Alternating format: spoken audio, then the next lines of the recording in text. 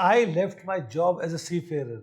Little did I know that one day I'll be running my own homestays and we'll be helping hundreds of hosts across India set up their Airbnb. So in this video, I am going to break up step by step how to start an Airbnb business in India, avoid the costly mistakes we might have made, and make it truly sustainable financially, legally, and emotionally. So let's start with the very first step. The first homestay, the first short term rental or Airbnb is your MBA. By simply speaking, you do an MBA, right? And why do you do that? To get the stepping stones correct, to have the clear knowledge of how actually business works. Exactly the same way, when you start your first homestay, don't take it as a opportunity for making money right away. Take it as a stepping stone, as a learning lesson where you graduate to become an Airbnb-preneur. And that is what we want you to be. Before we move ahead, one important thing. If you want to be a successful and a profitable Airbnb-preneur, book a one-on-one consultancy call with our team. Link is below in the description. Now, let's continue the video. So before jumping in, let's get a clarity on what kind of host you actually are. The first category, someone who has already a property. The second category is someone who is building up properties.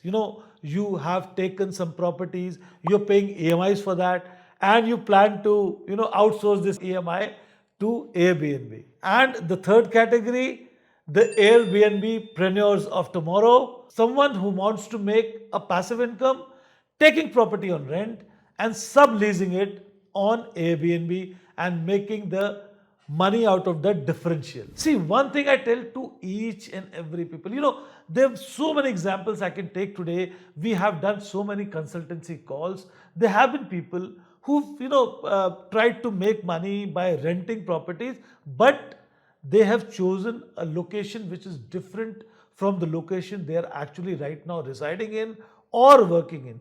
By first property, see, you have to be closer to the property. There's so many problems you're going to face.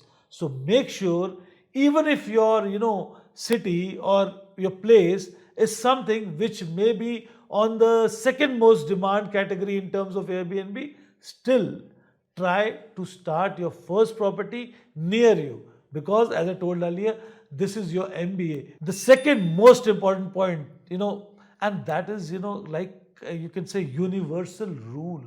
When you want to start a business, have you done the market survey? You might have seen a beautiful villa, a beautiful property, and you just fell in love. You thought, this is my first property. But wait, take your time, do a market survey. Does this location actually makes business sense in terms of Airbnb renting or short-term rentals? Stop. Think again. Are my audience prepared for this 5-kilometer trek with their baggage in hand, and they will come to my villa? There might be some properties like that which are actually working good, but there is the market categorization. They have actually done the market survey. Now let's talk about the most important aspect, occupancy and the average tariff which your property might command.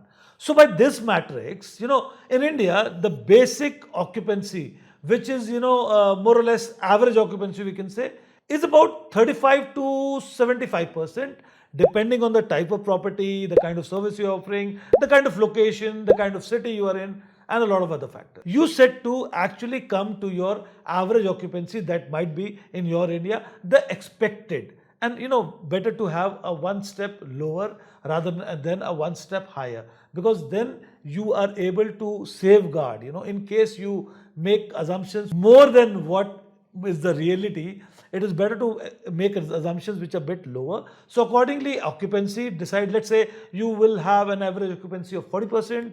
Your average tariff would come to around 5,000. So do the maths, 40% in 365 days, 40% occupancy, an average tariff of around 5,000 rupees per night makes it 146 days of average occupancy in a year. Multiply it with the average tariff of 5,000, you get a figure of 7 lakh 30,000. The third important questions which you all have in mind and the most asked questions in all our consultancy calls. How much money can I make by running an Airbnb business?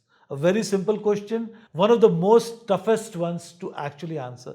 Now see, it depends on a lot of factors. The location, the kind of property, the kind of tariff you're making, the kind of occupancy rates, the services you're offering, reviews you've got, the experience you have, the kind of quality you are bringing into your listing. Another important factor to keep in mind is the legality. Now, you see, when you're starting an Airbnb business, of course, it is a business entity. So it has to be run legally. Please do understand that nearly all the states, or actually a lot of states, have clear homestay rules and regulations. They have a homestay policy. This tourism is a state prerogative. So every state has their individual homestay policy clearly defined, and some states who do not have it yet are on the path of drafting one.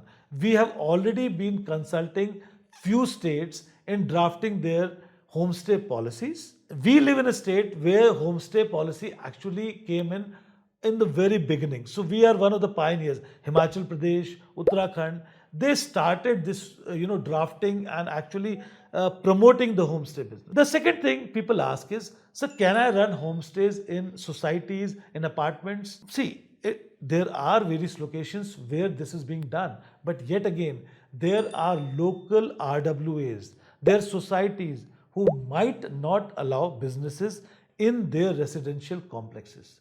Now there comes a problem. You have a beautiful 3 BHK in an apartment setup in a society. You started Airbnb without even consulting your RWA. You ran good, and suddenly the RWA comes up and says, sorry, we don't allow Airbnbs. Now all that setup put together is waste. A lot of energy went in. The second question comes up is, okay, sir, that's fine, but what about rental arbitrage? I'm going to take a property on rent.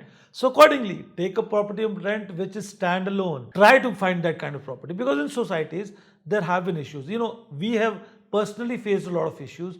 We have so many co-hosts who started beautifully in their apartment, but within 6 months, even after good business, even after decent behavior from the guests, they were forced to close shops. One of the most important aspects which are usually highlighted in our consultancy calls or in our videos, you might have seen that, is design and architecture. Now this plays a very, very important role. Understand this. When I say Airbnb, it's not only about staying at that property. It's about experiencing that property. You understand? So experience, that has to be very nice. People are coming not only to stay, lie down on a bed or, just spend the night there. They're actually spending time, valuable time. The last but not least, which is the most important aspect, which is the first point of contact when some prospective guest is going to choose or make that investment in choosing the property. And there is where, yes, you guessed it right, it is the description and the photography of your listing. Basically, the asset which we call Airbnb listing. The photographs, the first point of contact, nobody starts reading, The first thing they do is they see the photographs. Now, are you able to reflect the experience in your photographs? Are you taking the right angles? Are you taking the right kind of photography? Are you able to narrate your story in the description, in the alignment of photographs? That is very important. So yes, that's basically sums up the video for this. Of course, best of luck for you starting your Airbnb. Hope this video has given you a small, kind of a boost to make a sensible decision of starting your Airbnb in 2026. And yes, your likes, your comments are always welcome. Do comment, like, and most important, subscribe to our channel. Thanks for watching.